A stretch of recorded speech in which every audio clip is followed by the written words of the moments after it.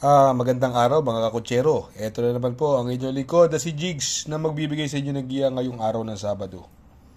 Ngayon po ay September 27, 2025, no? At meron po tayong 7 magagandang karera. Uulitin ko po itong aking giya ay purely review and analysis ko lamang at walang halong information.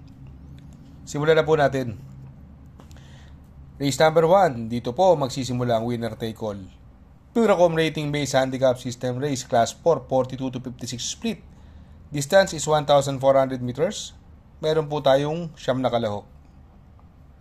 Dito, i-analyze natin yung karera.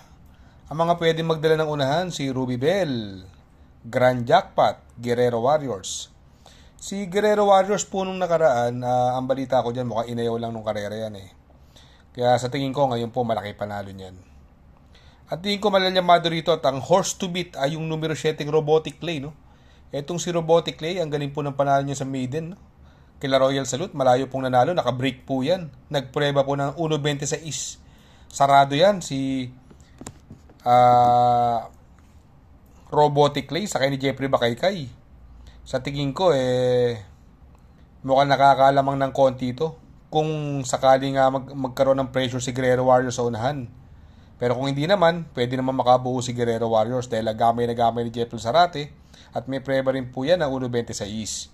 Kaya sa race number 1, ang pili ko po, doon ako sa numero 7, Robotic Clay.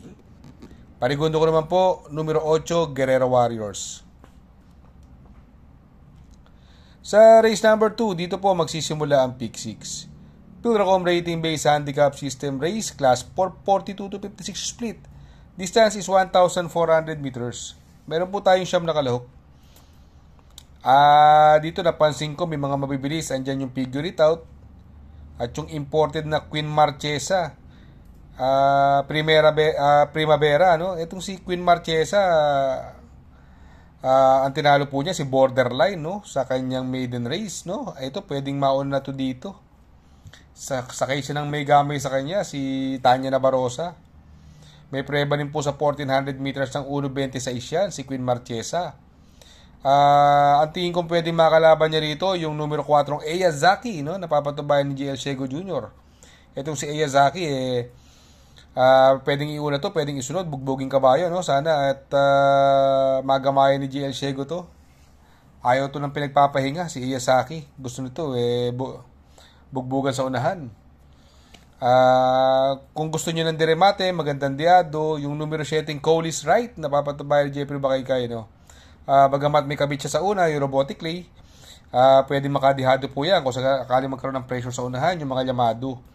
Kaya sa race number 2, pili ko po, doon ako sa numero 6, Queen Marchesa. Panigundo ko naman po, numero 4, Eyazaki. At isasama ko po pandiado, numero 7, Cole is right. Sa race number 3, dito po magsisimula ang pick 5. Puracom rating based handicap system race, class 5, 17 to 41 split, another 1,400 meter distance, meron po tayo 8 kalahok.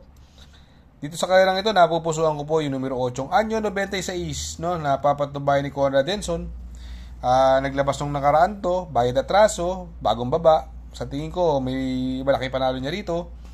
Bagamat pwedeng magdala ng unahan at magkaroon ng pressure, Don Pedro at si Noble Promise, parehas mabilis po yan. Kung sakaling magkaroon ng lutsyahan itong dalawang ito, yan nga ang re-remate, yung nabanggit nating Anyo 96, yung Skylaber, napapatubayan ni JT Pabilik. Yan po, magandang dihado yan, si Skylaber, no?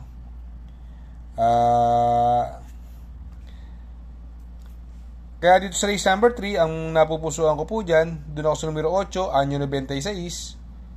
Panigundo ko naman po, numero 5, Skylaber.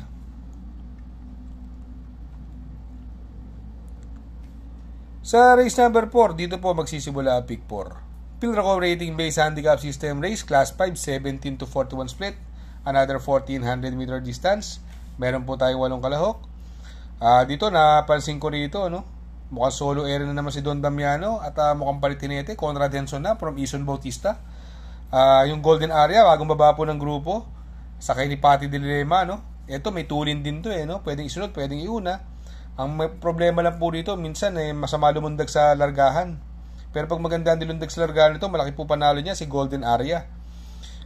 Siguro yung Chef Cat, no? Mukhang napupusuan ko na rito si Chef Cat. Ito, nung nakaraan, segundo po ito, kapiraso lang nagkatalo. Si Chef Cat, papatubayan pa rin ni Boss Jenjen Huko, no?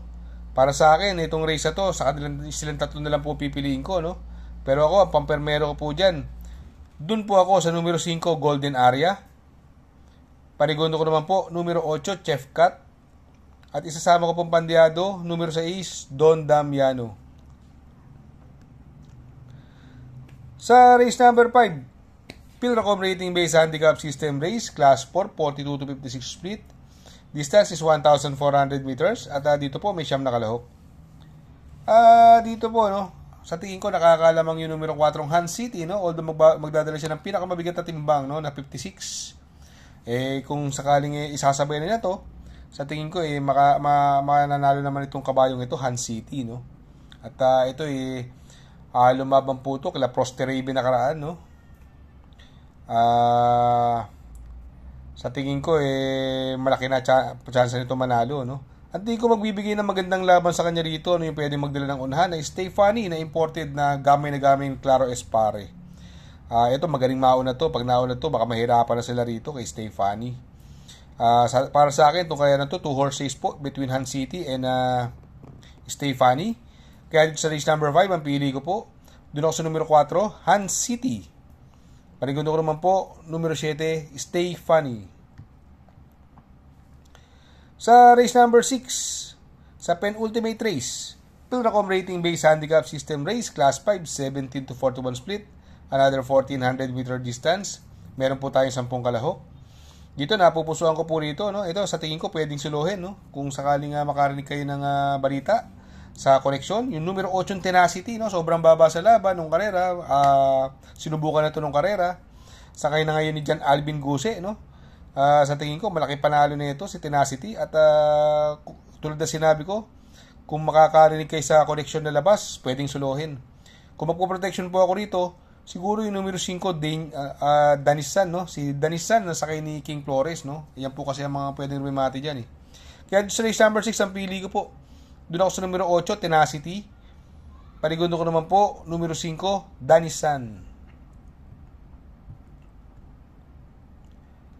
Sa race number 7, sa last and final race, Pilracom Rating Based Handicap System Race, Class 5, 17 to 41 split, another 1,400 meter distance. Dito po, meron po tayo 10 kalahok.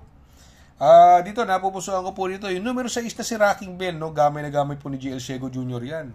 Nakakadalawang takbo na yan, galing sa pahinga. At yung huling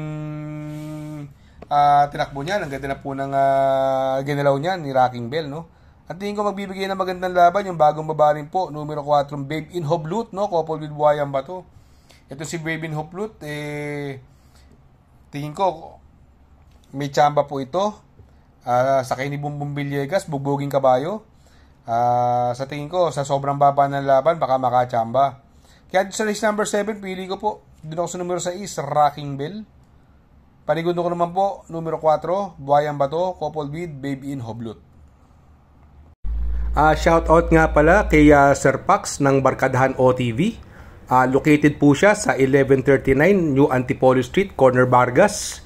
Malapit lang po sa Abad Santos, yung bagong ginawang tulay. Very convenient and attentive po ang mga tao. Pwede po kayong mag-EB at party while betting on racing. Shoutout kay Sir Arnel Mendoza. Please support his channel. Shoutout po Sir Arnel Mendoza. Good luck mga kakutsero. Sana po matapat ang ating giya at yung mga nakasunod, sana po ay magsitama po kayo. Ako yung makikiusap lamang at makikisuyo sa inyo na please like, share, subscribe, and hit the notification bell para update kayo sa aking mga giya. Good luck po and happy racing.